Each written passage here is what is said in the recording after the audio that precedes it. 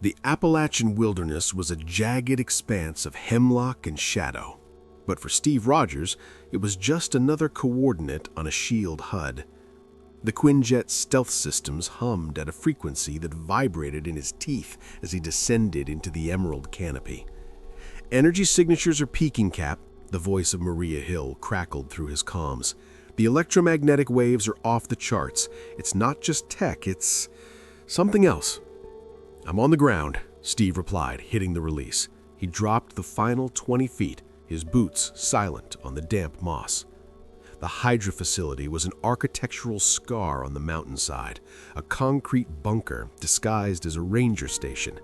Steve moved like a phantom. He didn't use the front door. He bypassed the perimeter sensors with the ease of a man who had spent 80 years fighting this specific brand of evil. Inside, the air was thick with the ozone tang of high-voltage machinery. He moved through the corridors, a blur of red, white, and blue. Hydra soldiers didn't even have time to shout before the edge of a vibranium shield sent them into unconsciousness. In the heart of the bunker, resting on a pedestal of cold chrome, was the source. It wasn't the Tesseract, it wasn't a bomb, it was a brass and gold box, a puzzle cube, etched with intricate Baroque patterns that seemed to shift even as he stared at it. The alarm shrieked. A crimson strobe light washed the room in the color of blood. Steve grabbed the cube. It felt unnaturally cold, even through his gloves, and sprinted for the exit. The chase was frantic. Hydra's response teams were relentless, their heavy boots thudding through the undergrowth behind him. Steve ran, his lungs burning with the sharp mountain air. His shield deflected rhythmic bursts of plasma fire. He didn't fight back. He couldn't risk the cube falling into their hands again. He doubled back through a dry creek bed, vaulted a fallen oak, and slid into a fissure in a limestone cliff. He waited. The voices of the soldiers faded into the distance, muffled by the thickness of the rock. He was alone. The cave was deep and smelled of wet stone and something older, something like copper and lilies. Steve tapped his comms. "Hill, this is Rogers. I have the asset. I'm at coordinates..." Nothing but static. The electromagnetic waves from the cube were jamming everything. He was trapped in the dark, with only the strange golden box for company. Minutes stretched into an eternity. Steve sat against the cold cave wall, his shield resting across his knees. His gaze kept returning to the cube. It sat on the stone floor, catching the faint, ghostly moonlight filtering through the fissure. It was beautiful in a repulsive way. The patterns seemed to hum, a strange, gnawing curiosity. A feeling entirely alien to Steve's disciplined mind began to itch at the back of his brain. It wasn't just curiosity, it was a compulsion. He picked it up. His fingers moved with a sudden, practiced dexterity he didn't know he possessed. A slide here, a rotation there. Click. The sound echoed through the cave like a bone breaking. The temperature plummeted.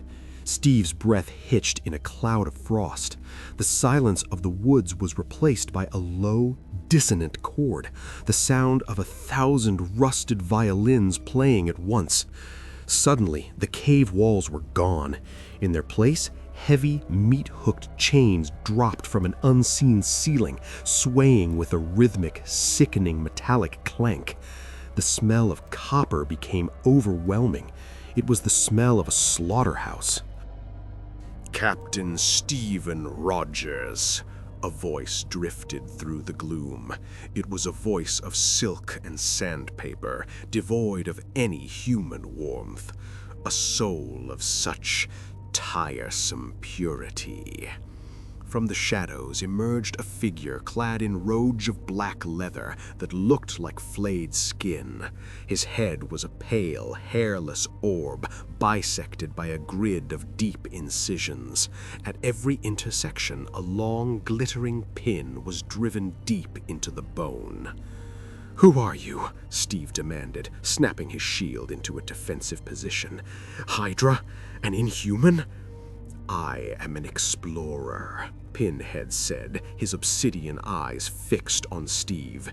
"In the further regions of experience, demons to some, angels to others, we are the Cenobites." "I don't care what you call yourself," Steve growled. "You're trespassing on Earth, and you're coming with me." Steve lunged. He threw the shield with a strength that could shatter a tank. It whistled through the air, aimed directly at Pinhead's chest. Pinhead didn't move. A chain, tipped with a wicked curved hook, lashed out from the darkness and caught the shield mid-air, redirecting it with terrifying force. The shield slammed into the cave floor, sparking violently. Steve didn't hesitate. He charged, closing the distance for a strike.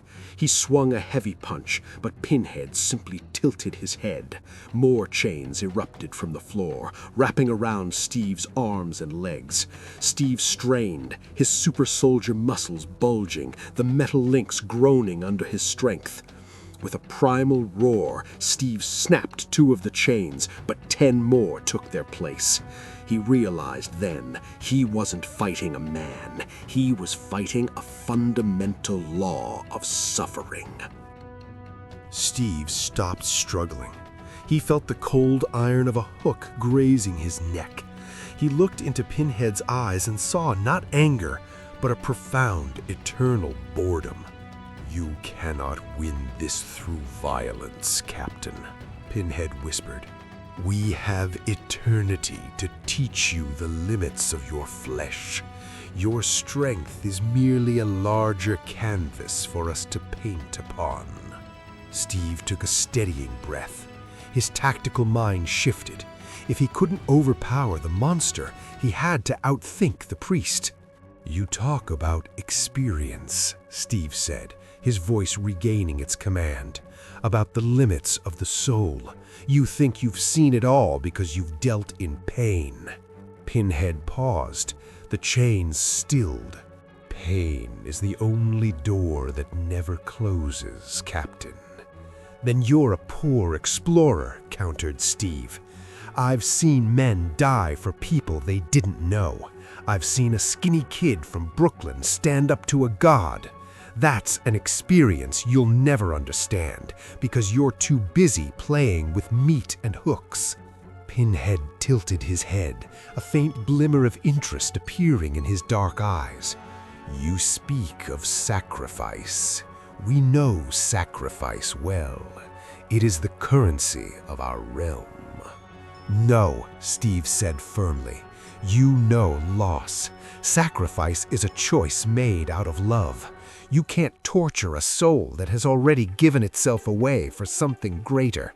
If you take me, you're just taking a shell. My soul isn't in this room. It's in every person I've ever protected. Can your chains reach that far?" The dissonant music faltered. The air grew slightly warmer. Pinhead stepped closer, the pins in his skull catching the light. "You offer a different kind of sensation. The agony of hope, the burden of being a symbol. It is intriguing." "If you're as logical as you claim," Steve said, sensing an opening, "then you know I'm more valuable alive, out there, fighting for that hope. Because every time I win, the world grows.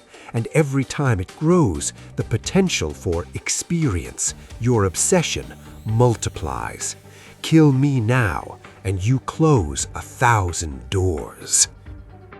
Pinhead stood silent for a long moment. The chains began to retract, slowly winding back into the void from which they came. "The box is open, Rogers," Pinhead said, his voice distant. "The gate is a two-way street. But you are right. Your brand of suffering is best served aged. We shall wait until your hope has been thoroughly salted by the world's cruelty." Pinhead waved a pale hand. The golden cube on the floor began to fold itself back into its dormant state. The Baroque patterns aligned. Click. The darkness rushed back in.